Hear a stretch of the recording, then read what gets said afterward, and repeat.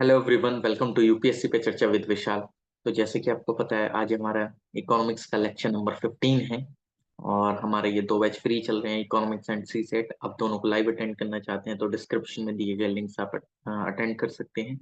या तो आप व्हाट्सएप ग्रुप या टेलीग्राम ग्रुप या आप गूगल फॉर्म भर सकते हैं। और इफ अगर आप लोगों को कोई भी डाउट आता है तो आप कमेंट सेक्शन में कमेंट करिए, मैं वो डाउट अपने नेक्स्ट वीडियो में रिजोल्व करूंगा। और आप साथ ही में इसकी आप लोगों को कुछ डाउट रहता है कि फीस क्या है क्या नहीं, तो इस बैच की कोई भी फीस नहीं है। सिंपल फीस क्या है, please like share comment and subscribe. तो चलिए आज हम जानेंगे लेक्चर 15 में इन्फ्लेशन के आगे वाले टॉपिक्स को, इफेक्ट ऑफ इन्फ्लेशन वगैरह, डब्ल्यूपीआईसी पे ये सब। तो स्टार्ट करते हैं। I am sharing screen with all of you.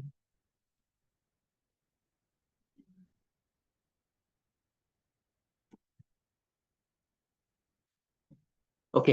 अच्छा, कल हमने इसी सेट के लास्ट जो कंसेप्ट करा था ये उसका है।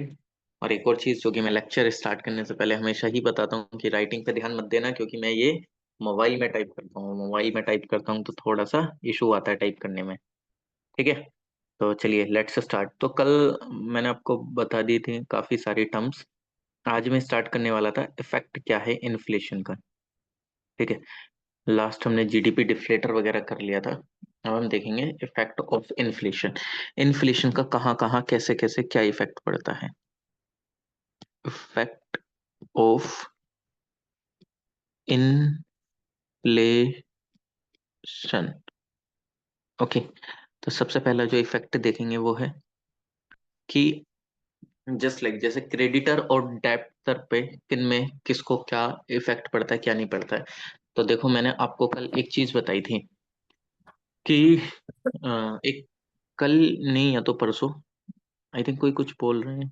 एक सप्तऋषि, एनीवन, इफ अगर कोई कुछ। ओके ठीक है। तो बेसिकली कल मैंने आपको एक चीज बताई थी कि मनी की परचेसिंग पावर डाउन हो जाती है। और वो कैसे होती है क्या नहीं होता है वो मैं आपको बता चुका हूँ। उसके पीछे का मैंने आपको लॉजिक भी दिया था कि बैंक हमें इंटरेस्ट रेट क्यों देता है। इंटरेस्ट रेट देने का भी लॉजिक बताया था मैंने कि बैंक अगर आपको इंटरेस्ट रेट दे रहा है तो वो क्यों दे रहा है। मैंने आपको पहले ही उस टाइम पे एक चीज बता दी थी कि ये मत बोलना कि सिक्योर रहता है हमारा पैसा इसलिए वो हमको मतलब लोग जाके उसमें पैसा रखें इसलिए वो देता है। ये चलो एक बार और मैं बता देता हूँ इस चीज को यहाँ पे, क्योंकि यहाँ पे थोड़ा सा जरूर एक इस्तेमाल हुआ है इस चीज का। देखिए, जिस टाइम पे आप बैंक में, मतलब मान लीजिए कि आपने बैंक में 1 लाख रुपए डिपॉजिट करे, 1 लाख आपने डिपॉजिट करे, तो आप XYZ कुछ भी रेट चल रहा है, लेकिन मैं आपको मान लेता हूँ कि वो आपको 10,000 रुपीज दे रहा है, यानी कि 10% रिटर्न दे रहा है वो आपको। तो यानी कि आपको कितने रुपए हो जाएंगे वो 1 साल के अंदर? 1,10,000। कल ही हमने वो भी करा है, क्या नाम है, सी सेट में, सिंपल इंटरेस्ट। तो जिस टाइम पे मान लीजिए कि, प्लीज माइक ऑफ कर लीजिए। जन ठीक है। तो वो क्या देता है आपको? एक इंटरेस्ट रेट देता है, कितने का? 10% का बैंक मान लेते हैं। तो ये इसलिए दे रहा है कि आपकी परचेसिंग पावर जो है वो डाउन ना हो। मतलब जस्ट लाइक जैसे आज आप 1 लाख रुपए में कोई भी एक बाइक खरीद पा रहे हैं, 1 लाख की कोई भी एक बाइक है, फॉर एग्जाम्पल बोल रहा हूँ, 1 लाख में कोई बाइक नहीं आ रही है आजकल वैसे। कोई भी आप एक बाइक खरीद पा रहे हैं आज। अब क्या होगा कि 1 साल हो जाएगा आपके 1 लाख रुपए को रखे हुए बैंक के अंदर में, 1 लाख रुपीज को रखे हुए sir, बैंक this के is अंदर the first class. में। I know you are coming with another name daily and daily, and you are asking the same thing.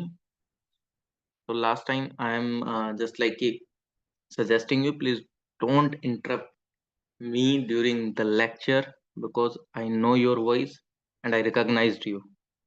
Okay, so please, if you are seriously a UPSC aspirant or you are preparing for any exam,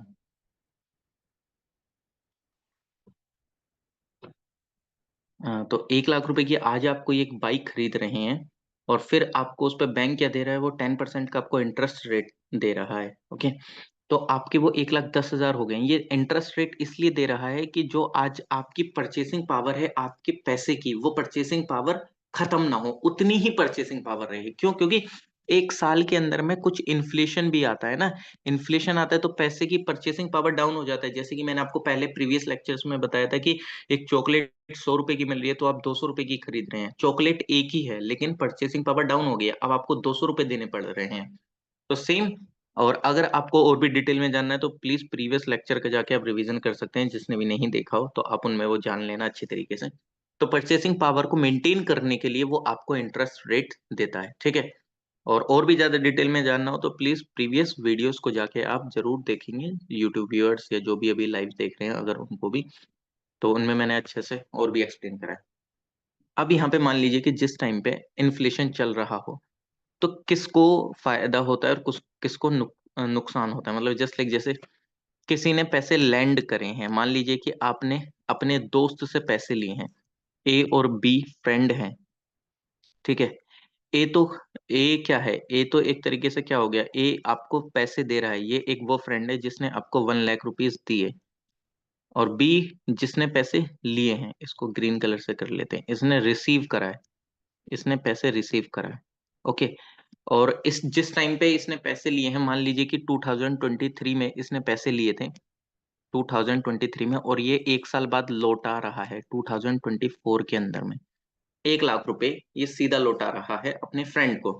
अब क्या होगा कि यहाँ पे किसको फायदा हुआ, अगर इन्फ्लेशन आ जाता है तो इन्फ्लेशन आ गया तो किसको फायदा हुआ किसको नुकसान हुआ, ऑब्वियसली बात है कि 1 लाख रुपए ये किसी एक फ्रेंड से लिए बी ने 1 लाख रुपीज, और जब वो उसको लौटाएगा तो वो 1 लाख रुपीज लौटाएगा, लेकिन इन्फ्लेशन के कारण क्या होगा, इन्फ्लेशन के कारण जो परचेसिंग पावर थी वो 1 लाख रुपए की वो डाउन हो गई है। क्यों? क्योंकि जो चीज वो 1 लाख रुपीज में 2023 में खरीद पा रहा था वो अब नहीं खरीद पाएगा, ठीक है। क्योंकि इन्फ्लेशन आया तो उसके लिए ये जो 1 लाख रुपए थे वो एक तरीके से उनकी जो एक परचेसिंग पावर थी वो एक कम हो गई, और जब कम हो गई तो इसको नुकसान हो गया, किसको, ए को। लेकिन बी को फायदा हो गया, क्यों? क्योंकि जब किसी चीज की परचेसिंग पावर बढ़ी है तो इसको भी एक्स्ट्रा एक तरीके से इस वजह से फायदा हुआ कि इसको एक्स्ट्रा पे नहीं करना पड़ा कुछ भी एज सच, ठीक है। एक्स्ट्रा इन द सेंस कि ये जो 1 लाख रुपए हैं वो 1 लाख ना होकर इसको 90,000 लग रहे हैं, 90,000 रुपीज। क्यों? क्योंकि ऑब्वियसली बात है यार, कोई एक चॉकलेट 100 रुपए की थी, अब आप वो 200 रुपए में खरीद रहे हैं, लेकिन मान लीजिए कि 100 रुपए उधार लिए हैं, आप 100 रुपए ही दे पा रहे हैं, और अब आपको 100 रुपए एक्स्ट्रा लेने हैं चॉकलेट के लिए, खर्च करने हैं, लेकिन आपको मिल 100 ही रुपए रहे हैं, यानी कि 100 रुपीज ही मिल रहे हैं, तो आपको तो नुकसान हुआ ना। दूसरे वाले को तो सिर्फ 100 ही रुपए देने पड़ रहे हैं। अब यहाँ पे मतलब जस्ट लाइक जैसे चॉकलेट खरीद रहा था कोई भी, जिसने भी दिए हैं, तो वो यहाँ पे 100 रुपीज में चॉकलेट खरीद पा रहा था, लेकिन परचेसिंग पावर डाउन हुई, नेक्स्ट ईयर क्या हो गया, एक तरीके से वो 200 रुपए की चॉकलेट होगी, लेकिन 100 रुपए जो आपने उधार लिए आप वही उसको लौटा रहे हैं, ठीक है। लेकिन अब क्या हुआ कि ये जो पर्सन है वो 100 रुपए की चॉकलेट नहीं खरीद पा रहा है, ठीक है, नहीं खरीद पाएगा। क्यों? क्योंकि परचेसिंग पावर डाउन आ गई है, इन्फ्लेशन हो गया था। अब इसको इसको नुकसान हो गया जिसने पैसे दिए हैं, तो इसलिए क्या होता है कि जो भी पैसे आपको देता है, जो लैंड करता है पैसों को, उसको नुकसान होता है, और जो देता है मतलब जस्ट लाइक जैसे आपने पैसे लिए तो आपको फायदा होगा, ठीक है। तो इस चीज को हल्का सा ध्यान रख लेना।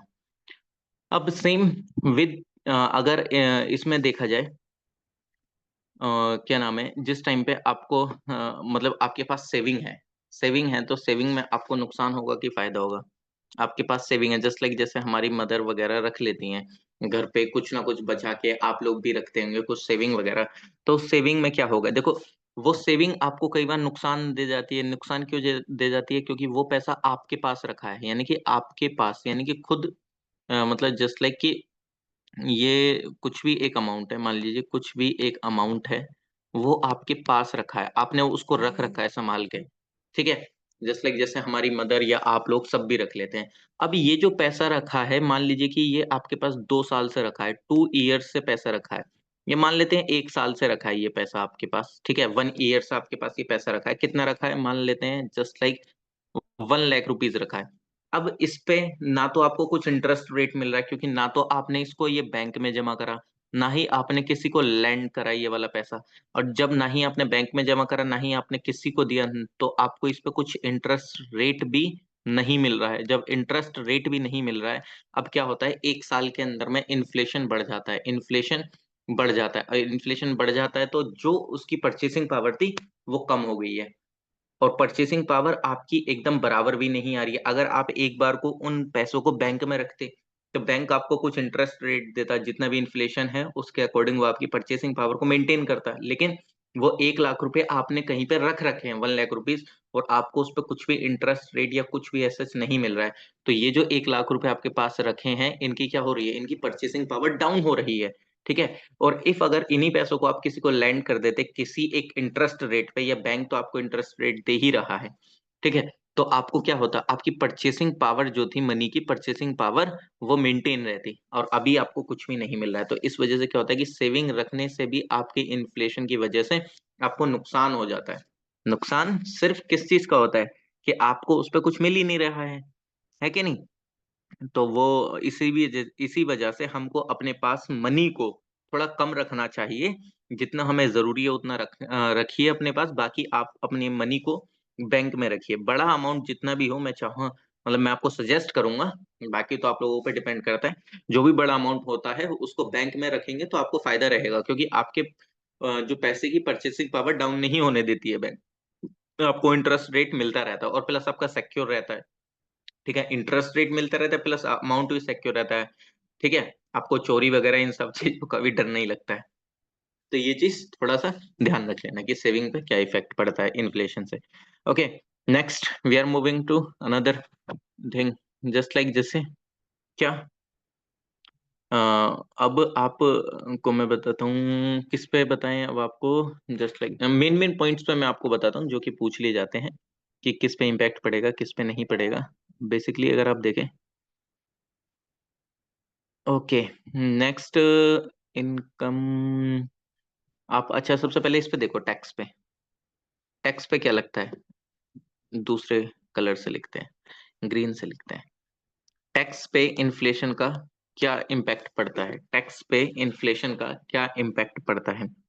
देखिए, जो टैक्स पेयर होता है, देखो इसमें मैं पहले एक बार इंग्लिश में आपको बता देता हूँ कि जो टैक्स स्ट्रक्चर है इन्फ्लेशन, उसमें दो तरीके से काम करता है।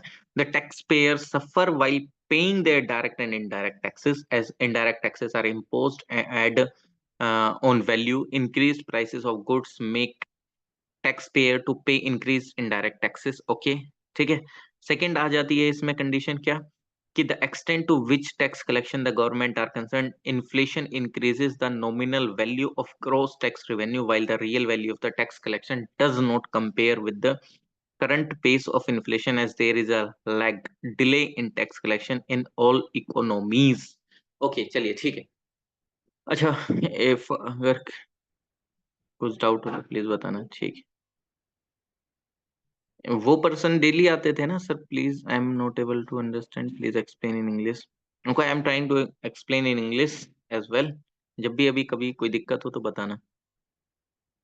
सप्तऋषि जी, वो आपने देखे थे ना, वो जो आए थे वो, क्या, दो तीन बार आपने भी सुना होगा, बार बार एक ही क्वेश्चन को रिपीट करता है वो। Yes yes sir, yes sir. Hmm. और डिफरेंट नाम, नाम को नाम से आते हैं सर वो। हाँ, नाम चेंज करके आते रहे, मेरे को आवाज से पता लग गया था। इनडायरेक्ट टैक्स, देखो ये इसमें क्या, डिस्टर्ब करने के लिए आते हैं सर ये सब। इसलिए मैं सोचता हूँ कि अभी जूम में थोड़ा कमी आए, लाइफ है, वीडियो रिकॉर्डिंग देख लें तो ज्यादा सही है। इनडायरेक्ट टैक्स के अंदर में क्या होता है, मतलब जस्ट लाइक जैसे मान लीजिए कि कोई एक 10 रुपए का पार्ले जी का बिस्किट मिल रहा था आज 2023 के अंदर में, ठीक है। तो इस पे जो इनडायरेक्ट टैक्स लगने वाला था वो 10 रुपीज के हिसाब से लगेगा, ठीक है। इसके अकॉर्डिंग ही लगेगा इनडायरेक्ट टैक्स जो भी है। इनडायरेक्ट टैक्स का मतलब और डायरेक्ट टैक्स का मतलब ये होता है कि इनडायरेक्ट यानी कि आपको वो जो 10 रुपए है उसी के अंदर ऑलरेडी टैक्स लग के आ रहा है, ठीक। ऑलरेडी आप सीधा गवर्नमेंट को पे नहीं कर रहे हैं, इनके बारे में डिटेल चैप्टर है वो भी पढ़ेंगे। डायरेक्ट टैक्स यानी कि जो कि आपकी इनकम पे लगता है, ये डायरेक्टली आप गवर्नमेंट को पे करते हैं। जो भी एक टैक्स स्लैब बना रखे हैं गवर्नमेंट ने, जस्ट लाइक 8 लाख रुपए से इनकम ज्यादा होगी तो इतना देना होगा, 10 लाख से ऊपर इतना, 15 लाख से ऊपर इतना, तो आप ये सीधा गवर्नमेंट को पे कर रहे हैं, तो वो डायरेक्ट है।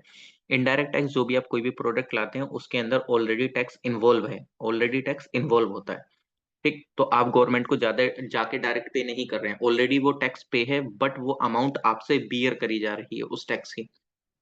अब इस पार्ले जी के बिस्किट का प्राइस 220 रुपीज हो जाता है 2024 के अंदर में, 2024 के अंदर में ये जो प्राइस है वो 20 रुपीज हो जाता है। अब ऑब्वियसली बात है, जब 20 रुपीज हुआ है तो इसके अंदर में इनडायरेक्ट टैक्सेस भी बढ़े हैं, तभी तो ये प्राइसेस हुआ है।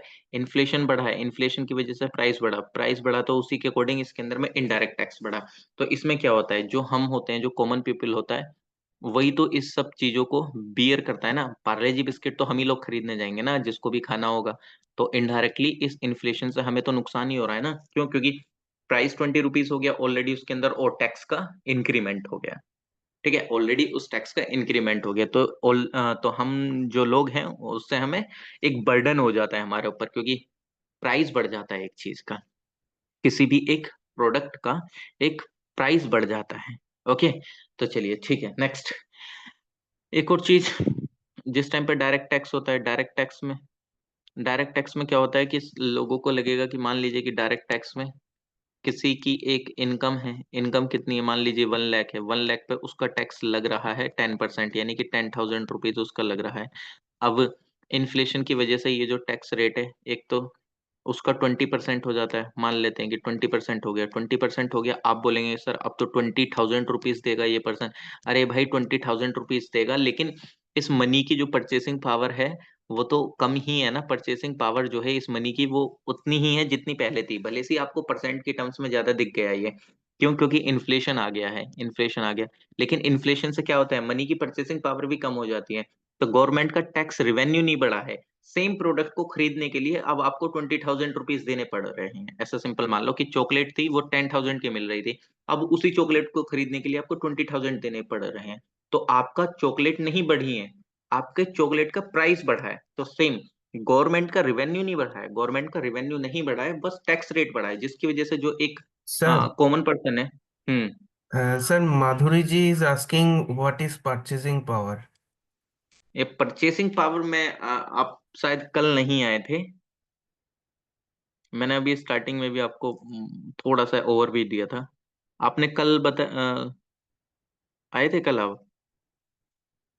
Purchasing power is just like कि मतलब आप अब परचेस नहीं कर पा रहे हैं ना, मतलब ऐसे आप देख लीजिए कि कोई एक चॉकलेट थी, मैं चॉकलेट का ही एग्जांपल ले रहा हूँ, ये 10 रुपीज की थी। आप एक चॉकलेट खरीद पा रहे थे 2023 में, अब इस चॉकलेट का प्राइस 20 रुपीज हो गया है। ठीक है, 10 रुपीज में एक चॉकलेट आ रही थी, और आज भी ये चॉकलेट, आज भी एक ही चॉकलेट आ रही है 20 रुपीज में। तो आपको नहीं लग रहा कि पैसे की पावर कम हुई है? परचेसिंग पावर जो थी किसकी, जो ये 10 रुपीज की थी, वो कम हो गई है, अब आपको एक्स्ट्रा 10 रुपीज और देने पड़ रहे हैं। ठीक है, अब आपको एक्स्ट्रा 10 रुपीज और देने पड़ रहे हैं। तो यानी कि जो 10 रुपीज से आप एक चॉकलेट पहले खरीद पा रहे थे, आज वो चॉकलेट को खरीदने के लिए एक्स्ट्रा 10 रुपीज और देने पड़ रहे हैं। आप इसको लॉजिक लगाओ ना, कि जो 10 रुपए की पावर थी, जो 10 रुपीज की पावर थी, वो अब कम हो गई है, अब वो एक चॉकलेट को नहीं खरीद पा रहे हैं, एक्स्ट्रा 10 रुपीज और देने पड़ रहे हैं। तो सिंपल से क्या कि ये जो मनी की परचेसिंग पावर है वो कम हुई है, यानी कि लेस हो गई है। ठीक, और भी अच्छे से समझना हो तो प्रीवियस लेक्चर देख लेना, बाकी तो मैंने ये आपको बता ही दिया है, यही होता है सिंपल सा। ठीक, इन्फ्लेशन बढ़ा है, प्राइस अप हुआ है, इन्फ्लेशन की वजह से प्राइस अप हुआ है, ठीक है वो बात, लेकिन प्राइस अप होने के साथ साथ परचेसिंग पावर डाउन हुई है। सिंपल सा कंसेप्ट है ये। ओके, सेम यहाँ पे, तो डायरेक्ट टैक्स आप दे रहे हैं तो गवर्नमेंट का रेवेन्यू नहीं बढ़ा है, रेवेन्यू उतना ही है, बस परचेसिंग पावर और डाउन हो गई है उस चीज की। ठीक है, क्योंकि वही है कि सेम चॉकलेट 10,000 की आ रही थी, आज आप वही चॉकलेट 20,000 की खरीद रहे हैं। तो इससे ये थोड़ी हुआ कि आपको दो चॉकलेट मिल जाएंगी, नहीं सर, आज भी एक ही चॉकलेट मिल रही है, बस एक्स्ट्रा में 10,000 पे और करने पड़ रहे हैं। ठीक है, तो वाली चीज है, और प्लस गवर्नमेंट का जो टैक्स कलेक्शन है वो बहुत डिले होता है, तो उनको इतना ज्यादा फर्क भी नहीं पड़ता है। क्यों? क्योंकि टैक्स कलेक्शन करते करते सालों निकल जाते हैं, एक एक साल लग जाते हैं, कोई टैक्स देता है नहीं देता है, तो उसमें कुछ ज्यादा फर्क पड़ता ही नहीं चलता है भाई कितना हो गया। मान लीजिए 6 महीने इन्फ्लेशन की वजह से कुछ दिक्कत आ गई, 6 महीने इन्फ्लेशन नॉर्मल हो गया, तो कई बार उन सब चीजों से भी नहीं पता चलता, न्यूट्रल हो जाता है एक तरीके से। ओके, चलिए, नेक्स्ट क्या होगा इन्फ्लेशन से? और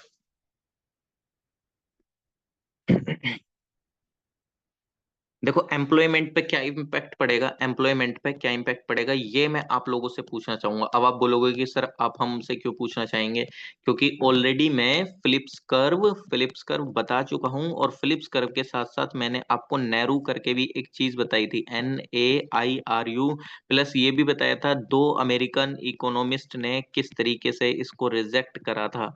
ठीक है, तो मैं चाहूंगा कि जो कमेंट सेक्शन में, जो यूट्यूब व्यूअर्स हैं वो कमेंट सेक्शन में कमेंट करेंगे कि एम्प्लॉयमेंट पर क्या इम्पैक्ट पड़ता है इन्फ्लेशन का, और जो लाइव देख रहे हैं वो टाइप कर सकते हैं, क्योंकि ये चीज मैं ऑलरेडी बता चुका हूँ, और मैं देखना चाहता हूँ क्या आपको ये चीज अभी तक ध्यान है, अगर नहीं ध्यान है तो प्रीवियस लेक्चर्स में जाके रिवीजन करेंगे आप लोग, ठीक है, रिवीजन करेंगे आप, जो भी आप करना चाहें रिवीजन। ओके, चलिए ठीक है, नेक्स्ट नेक्स्ट देख लेते हैं। इसलिए मैं एम्प्लॉयमेंट का नहीं एक्सप्लेन करूंगा, ऑलरेडी मैं एक्सप्लेन कर चुका हूं। ओके।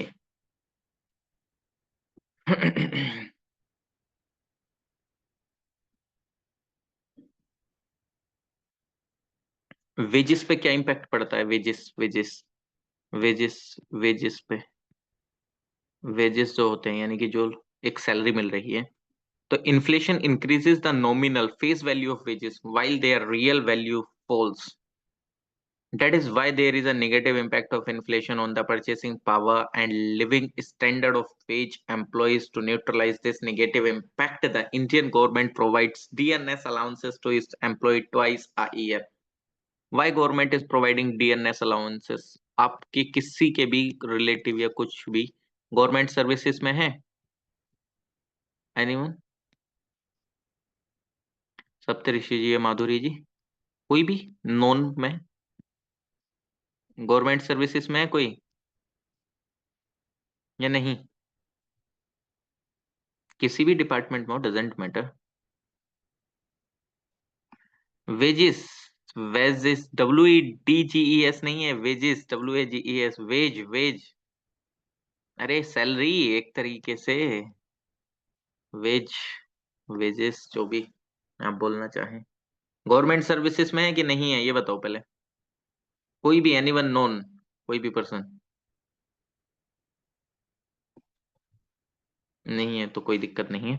डीएनएस अलाउंसेस मिलता है जो कि गवर्नमेंट देती है आपको, एक्स्ट्रा रहने का मतलब ऊपर से ऐसा समझ लो ये एक्स्ट्रा खर्चा मिलता है हल्का सा, जो कि आपका लिविंग स्टैंडर्ड को मेंटेन करने के लिए दिया जाता है। सेंट्रल सर्विसेज में यही थोड़ा, इस सेंट्रल और स्टेट सर्विसेज दोनों में मिल जाता है वैसे कई बार, तो ये सबको ही मिलता है जो भी गवर्नमेंट एम्प्लॉयज रहते हैं।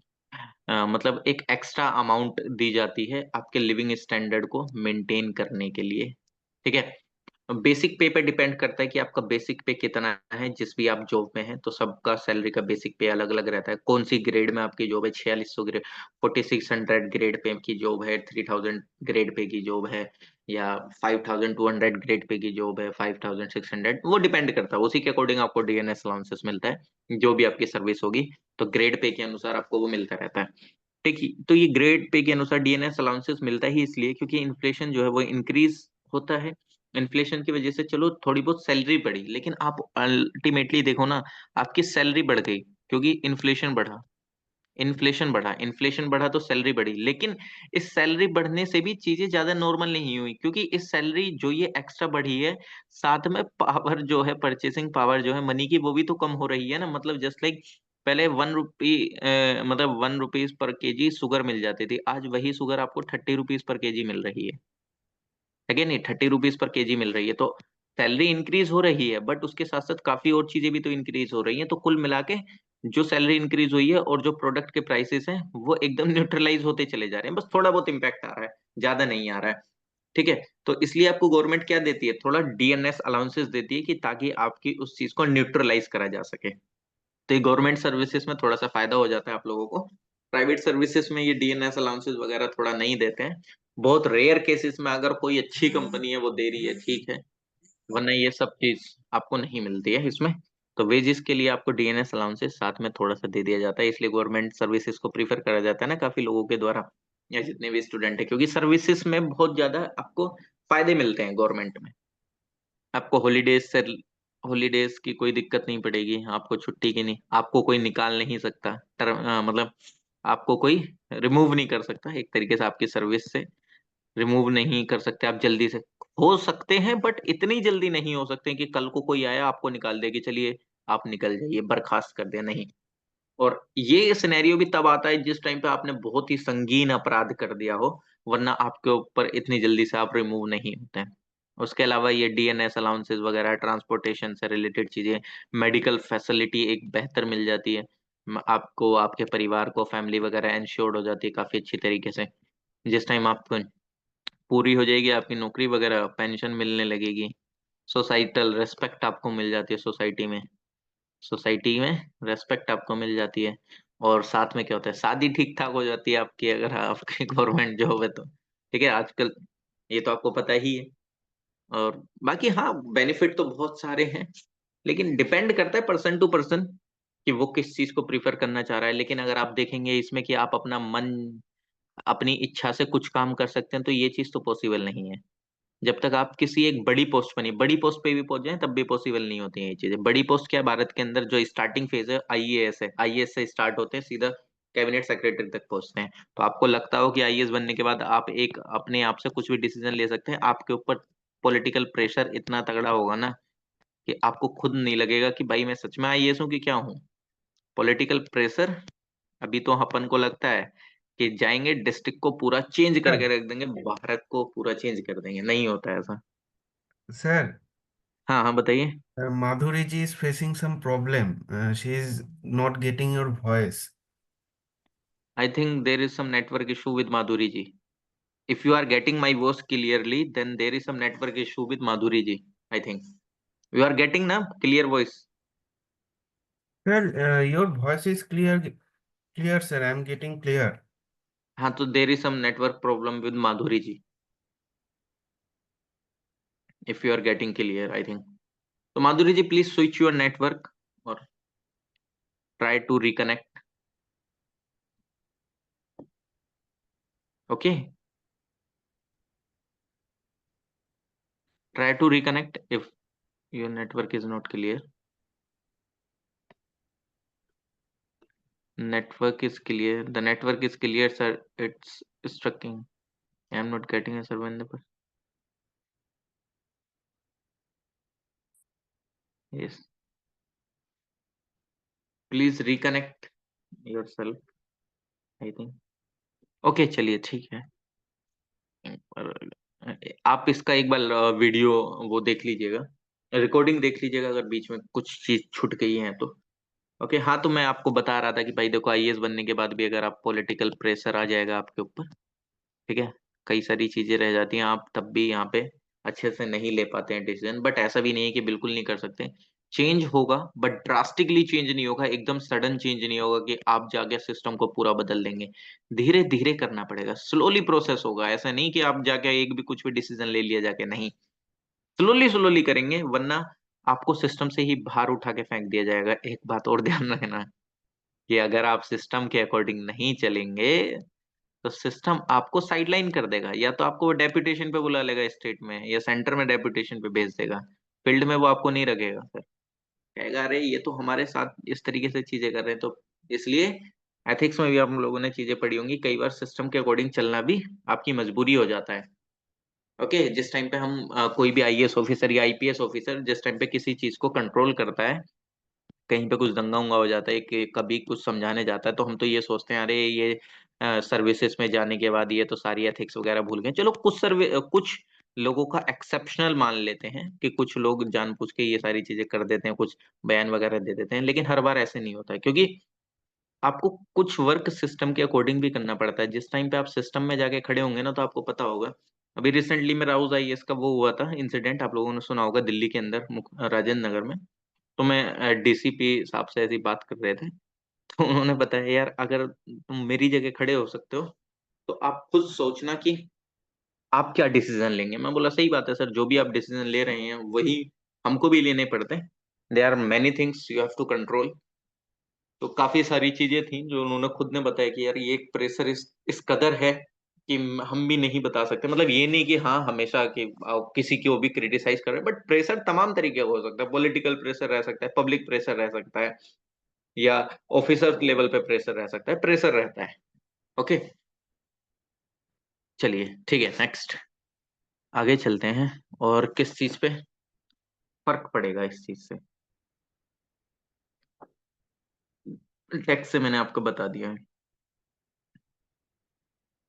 एक्सपेंडिचर पे क्या फर्क पड़ेगा, ये तो अब आप खुद बता सकते हैं। बताइए शब्द ऋषि, एक्सपेंडिचर पे क्या फर्क पड़ेगा अगर आप पैसा खर्च कर रहे हैं। इन्फ्लेशन की वजह से एक्सपेंडिचर पे क्या फर्क पड़ेगा। इन्फ्लेशन की वजह से एक्सपेंडिचर पे क्या फर्क पड़ेगा, जल्दी से बताइए।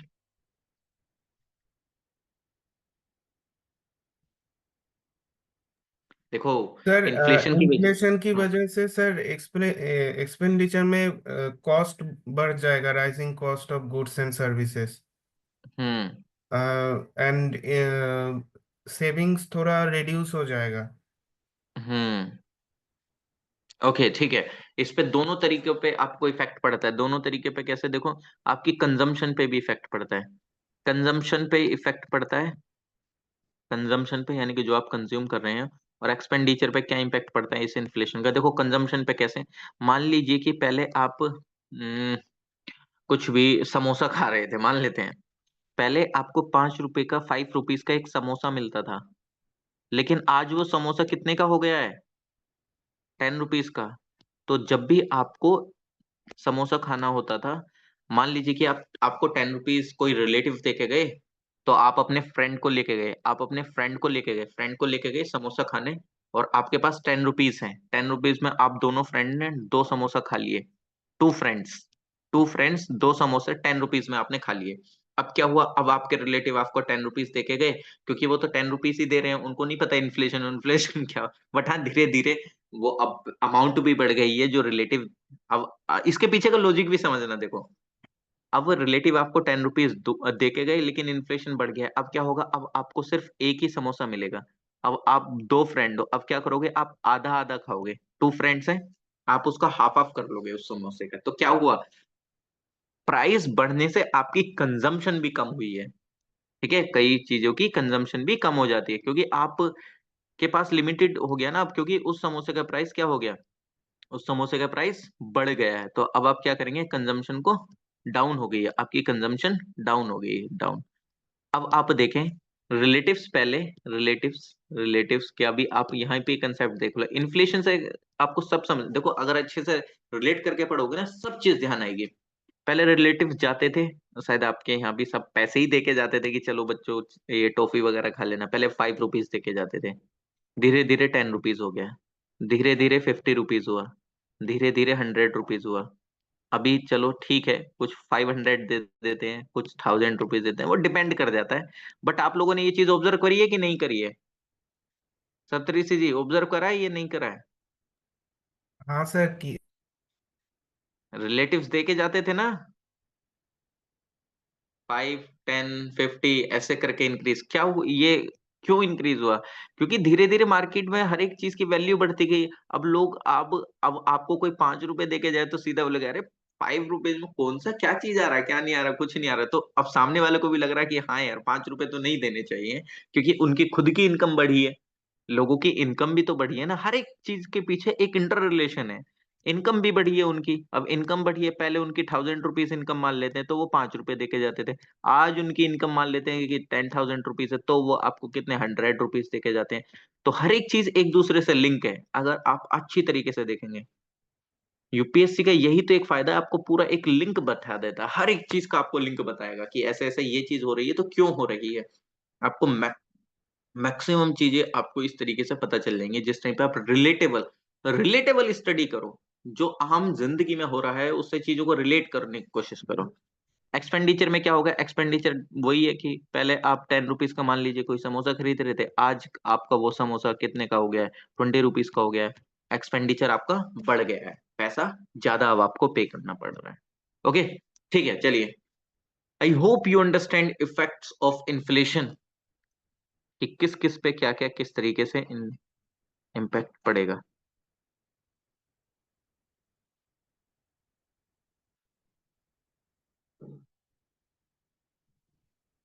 ओके, चलिए ठीक है, now we are moving to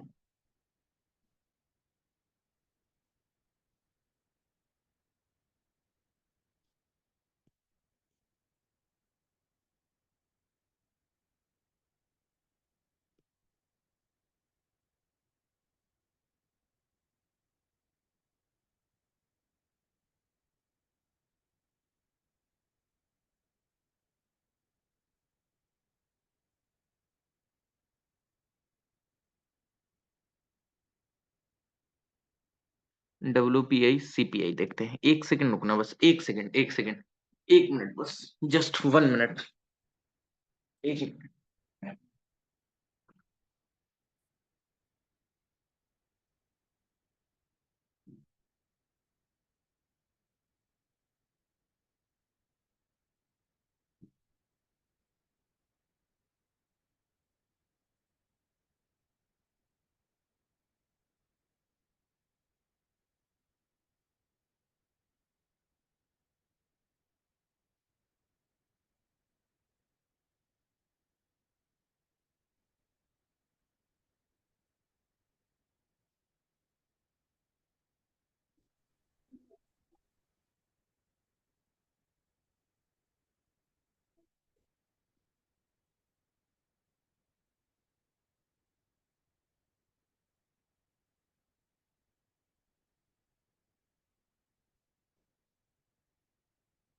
okay, चलिए।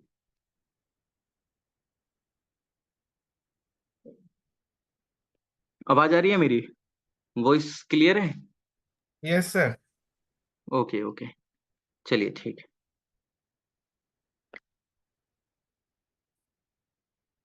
डब्ल्यू पी आई की फुल फॉर्म क्या होती है?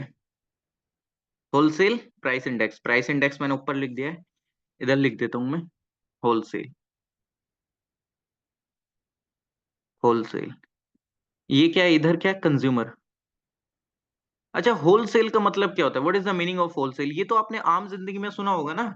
ये तो डेली टू डेली का शब्द है हमारा। मतलब ये क्या होता है होलसेल? होलसेल सुना है आपने कि नहीं सुना है? पहले एक बेसिक मतलब जानते हैं, फिर हम इकोनॉमी के तरीके से जानेंगे। ओके। यस सर, सुना है सर। क्या होता है होलसेल सर, अगर देखा जाए? Wholesale sale of goods in large quantities at lower prices. Okay okay okay, exactly exactly, you are telling right, exactly. Just like, मान लीजिए, क्या मानते हैं? ओके, अच्छा मान लेते हैं मैरिज हो रही है किसी की, कि सप्तऋषि जी कल को आपकी शादी होती है, ठीक है? ये तो कोई झूठ नहीं है, शादी तो होगी, है कि नहीं? Yes sir. शादी होती है, तो शादी के टाइम पे क्या करते हैं? रिलेटिव्स को कपड़े वगैरह देते हैं ना? रिलेटिव्स को देते हैं कि नहीं देते हैं हाँ आपके उधर हाँ साइड? सर। हाँ सर। रिलेटिव्स को कपड़े देते हैं।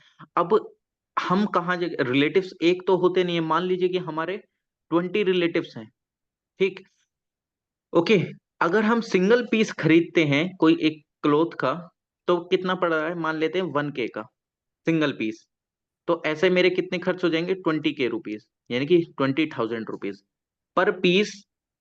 1,000 मिल रहा है, लेकिन मेरे को 20 खरीदने, तो ऐसे मेरे को एक एक पीस करके मैं ऐसा खरीदता रहा तो मेरे 20,000 खर्च हो जाएंगे। लेकिन आपने बोला कि मेरे को 20 पेयर क्लोथ चाहिए, आप एक बड़ी जाके दुकान पे बैठ गए, तो दुकान वाले ने बोला कि ठीक है मिल जाएंगे, कोई दिक्कत नहीं है। आपको कितने में दे देता है वो? 12,000 में दे देता है, ठीक है? 12,000 में आपको वो दे देता है। यहीं पे आप दूसरी चीज भी समझ लो यार। क्या? आपके वहां पे जर्नल स्टोर्स होते हैं। अब जर्नल स्टोर वाला आपको वही सारी चीजें सेम प्राइस में लाके दे दे, तो उसको कुछ फायदा थोड़ी हो रहा है, नुकसान हो रहा है। और जिसको नुकसान होगा वो जर्नल स्टोर खोल के क्यों बैठेगा? तो जर्नल स्टोर वालों को क्या होता है, वो होलसेल में एक लार्ज क्वांटिटी में चीजें लेके आते हैं। टॉफी ले आए, बिस्किट ले आए, नमकीन ले आए। तो मान लीजिए कि लेट से कि उनको किसी एक नमकीन का प्राइस उनको पड़ रहा है, मतलब पूरा लगभग 10 पैकेट का प्राइस उनको कितना पड़ रहा है? 10 पैकेट का प्राइस उनको पड़ गया है, मान लेते हैं लेट से 10, 8 रुपीज के हिसाब से, 8 रुपीज पर पैकेट के हिसाब से वो 10 10 पैकेट लेकर आए। 8 × 10, 80 रुपीज का वो पड़ गया। अब वो आपको सेल कितने में करते हैं सर? वो हमको 10 रुपीज पर नमकीन का पैकेट सेल करते हैं। 10 रुपीज से 10 पैकेट बेचे तो उनके पास कितने हो गए? 100 रुपीज। तो यानी कि 80 रुपीज से उन्होंने 20 रुपीज कमा लिए। क्यों कमा लिए? क्योंकि सर 80 रुपीज का वो परचेज करके लेके आए थे। 20 रुपीज, ऑब्वियसली बात है, उनको रेंट भी निकालना है अपनी शॉप का, हर एक चीज करनी है। ओके, तो उनको वो जो प्राइस था, जो उस नमकीन के एक पैकेट का था, वो 8 रुपीज पड़ा है, लेकिन आपको बेचा उन्होंने 10 रुपीज में। तो होलसेल में चीजें आपको सस्ती पड़ जाती हैं, क्योंकि आप पूरा एक लार्ज क्वांटिटी लेते हैं ना। अब आप सिंगल सिंगल पीस करके लेने लगे, तो तब आपको वो 10 रुपीज में ही देगा, ठीक? तो कई बार आपको ने अगर देखा होगा, अगर आप किसी होलसेल दुकान पे जाके बैठ जाएं, तो वो आपको सिंगल पीस में चीजें नहीं दिखाता है। वो आपको बोलता है कि हम होलसेलर हैं, हम होलसेलर हैं। तो होलसेलर में क्या होता है कि वो आपको एक एक पीस नहीं देगा, तो मना कर देता है कि हम होलसेलर है, हम आपको ये चीज नहीं देंगे, ठीक? तो okay, now let us understand this thing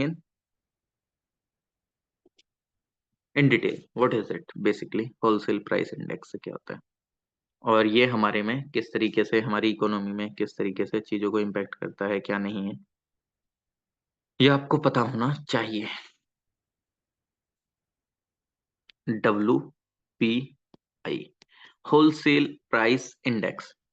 अगर आप देखें तो ये एक मेजर करता है change in the price of goods and traded in bulk by wholesale business to other business. इसको ध्यान रख लेना। ये मेजर करता है change in price, change in price, change in price of goods जो कि सोल्ड करे जाते हैं, goods sold and traded, and traded, traded के लिए मैंने टी लिख दिया, in bulk, okay, bulk amount में, by wholesale, wholesale businesses, by wholesale businesses, short form लिखता हूँ, शॉर्ट फॉर्म। ठीक है।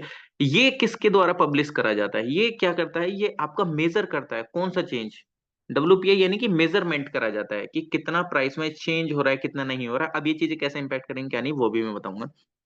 ये जो डब्ल्यूपीआई है, ये पब्लिश किसके द्वारा करा जाता है? ध्यान रख लेना, ये पूछ लिया जाता है।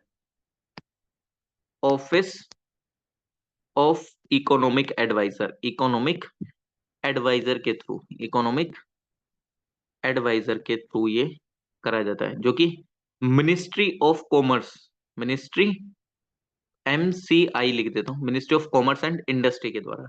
ये मोस्टली वाइडली यूज करा जाता है इन्फ्लेशन को इंडिकेट करने के लिए। ऑब्वियसली बात है, पहले कोई होलसेलर किसी एक प्रोडक्ट को, मान लेते हैं कि नमकीन वो 80 रुपीज में लेकर आ रहा था, लेकिन आज वो इन्फ्लेशन के कारण उसको टोटल 100 रुपीज पड़ रहा है।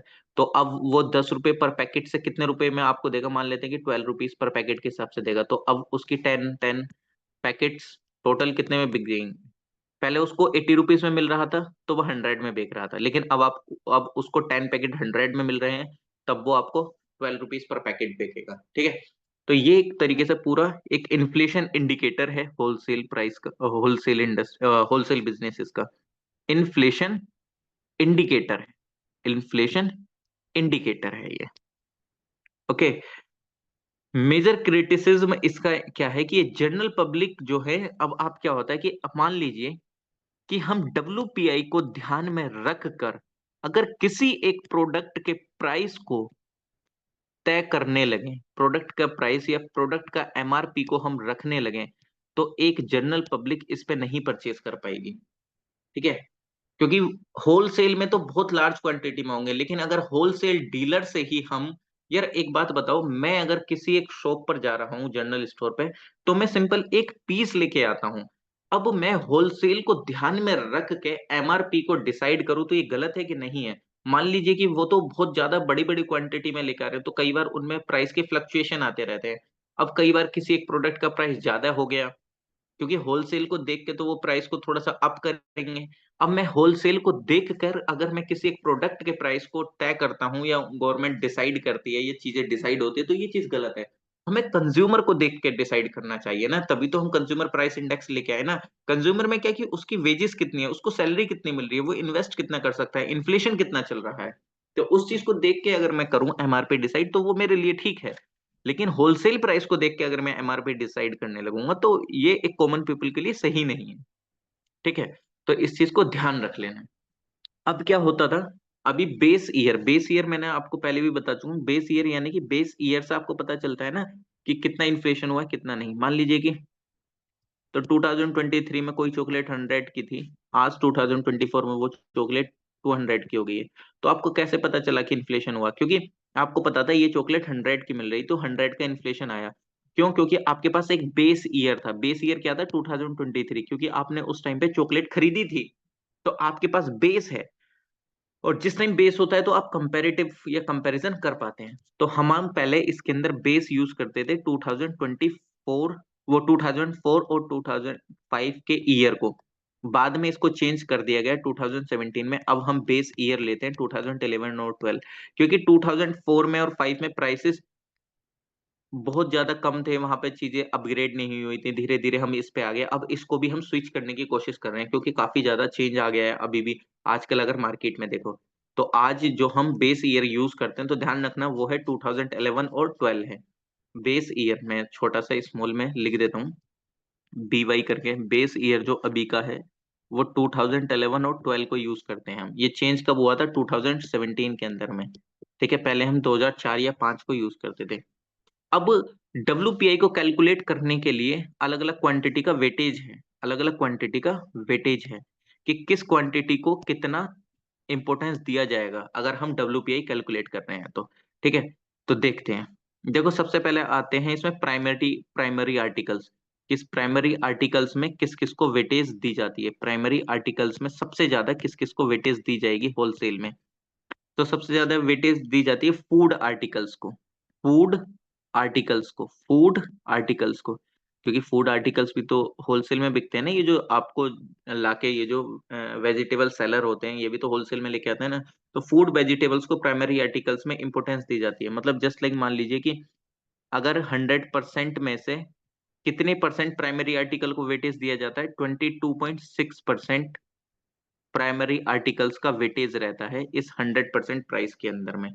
अब इसके अंदर में कौन कौन से रहेंगे, जस्ट लाइक जैसे सीरियल्स हो गई, पैडी हो गई, व्हीट हो गया, पल्सेस, वेजिटेबल हो गए, पोटैटो हो गया, ओनियन हो गया, फ्रूट्स हो गए, मिल्क हो गया, एग हो गया, मीट हो गया, फिश हो गया। नॉन फूड आर्टिकल्स जैसे कि हो गए ऑयल सीड हो गया, मिनरल्स, क्रूड ऑयल हो गया, पेट्रोलियम हो गया। तो ये जो चीज मैंने बोली है ना, तो इसको ध्यान रख लेना। मैं सारी यहाँ पे लिख तो नहीं पाऊंगा बट स्क्रीनशॉट वगैरह सेंड कर दूंगा, या मैं एक बार और रिपीट कर देता हूँ। इफ अगर आपको लिखना हो वीडियो को पॉज करके दोबारा लेक्चर देख के आप तब भी लिख सकते हैं। फूड आर्टिकल जैसे cereals, paddy, wheat, pulses, vegetable, potato, onion, fruits, milk, egg, meat, fish. Non food article में oil seed, minerals, crude, crude oil वगैरह, ये पेट्रोलियम।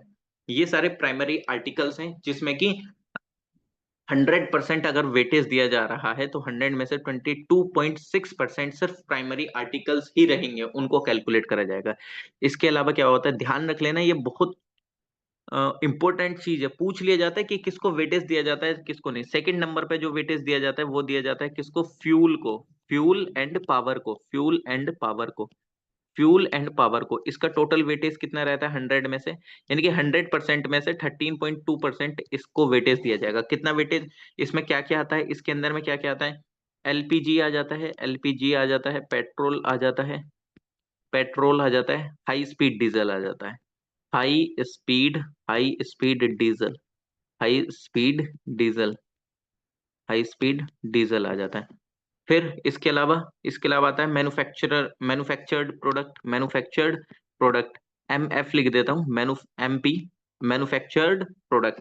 इसके अंदर में किसको कितना वेटेज दिया जाता है, इसको दिया जाता है 64.2 समथिंग के आसपास, हाँ 64.2% के आसपास, 64.2% के आसपास इसको वेटेज दिया जाता है।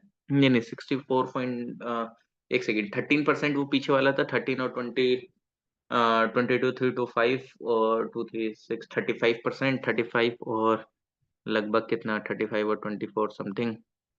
ठीक है, 30 कर लेते हैं इसको, 35 और हाँ ठीक है 64 के आसपास, 64। एक बार चेक कर सकते हैं आप, क्योंकि मेरे को 64.2 ही है। हल्का सा अगर चेंज हुआ तो ऊपर नीचे हो सकता है वैसे।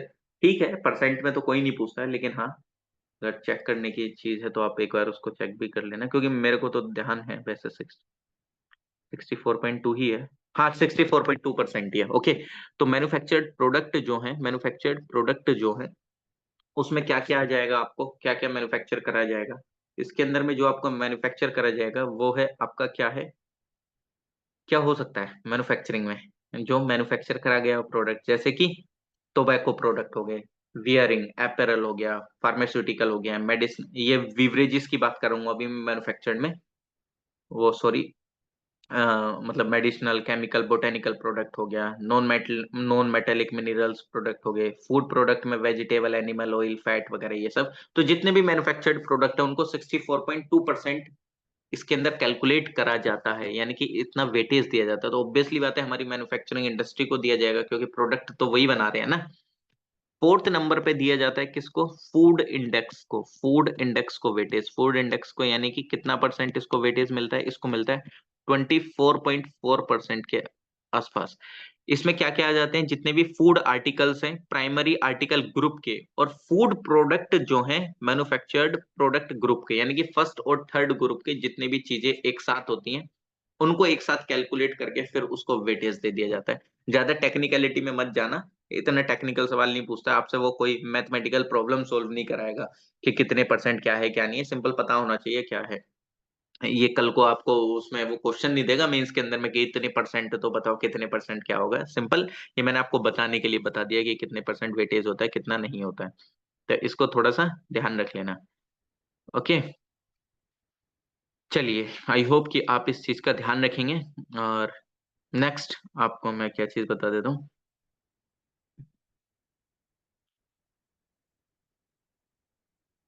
देखो, होलसेल प्राइस इंडेक्स को क्या क्या चीजें इफेक्ट कर सकती हैं। होलसेल प्राइस इंडेक्स जो है,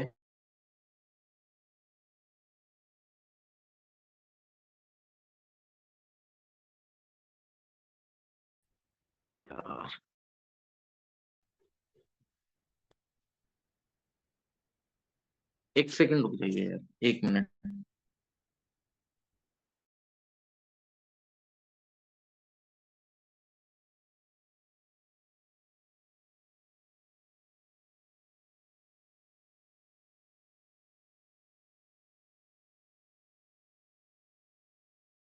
क्लियर है? Am I audible? Yes sir. Okay, अच्छा एक काम करते हैं, इसी को यहीं पे रोक देते हैं, वैसे भी 1 घंटा हो ही गया है। कल सीपीआई वगैरह के बारे में पढ़ लेंगे अच्छे से। ओके, ठीक। तो जितने भी यूट्यूब व्यूअर्स हैं, अगर उनको कुछ भी ऐसा डाउट आता है तो प्लीज कमेंट सेक्शन में कमेंट कर दीजिएगा। और मैं आपका डाउट को उसको नेक्स्ट वीडियो में सॉल्व कर दूंगा। और आपको पता है फीस क्या है इस बैच की, please like share comment and subscribe. तो थैंक यू सो मच, मिलते हैं नेक्स्ट वीडियो में आप लोगों से।